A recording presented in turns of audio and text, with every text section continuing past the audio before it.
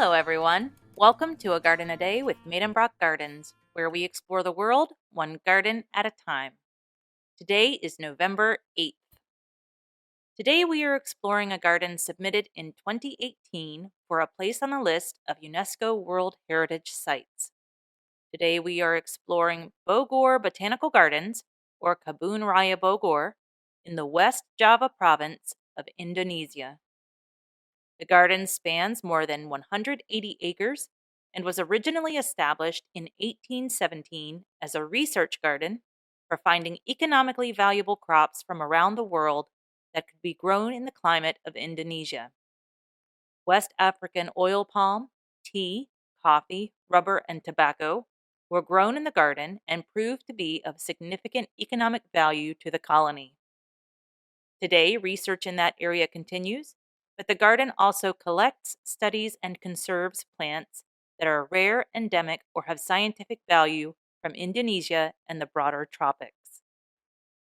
Bogor Botanical Gardens is the oldest botanical garden in Southeast Asia and was founded by Prussian-born Dutch botanist Dr. Caspar George Karl Reinwart.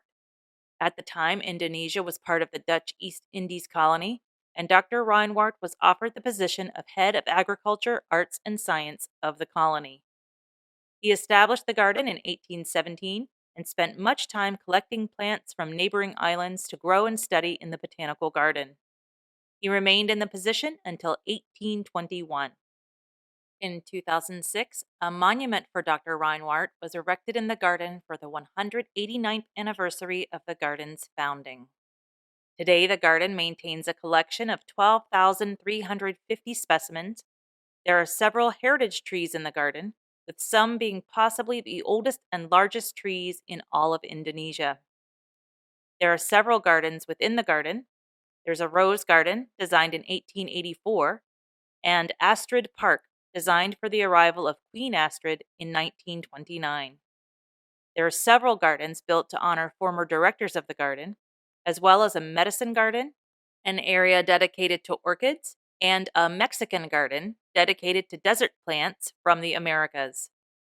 The garden is home to a corpse flower, which attracts thousands of visitors with its infrequent blooming. You might remember earlier this year a corpse flower bloomed in Sydney, Australia, that made worldwide news.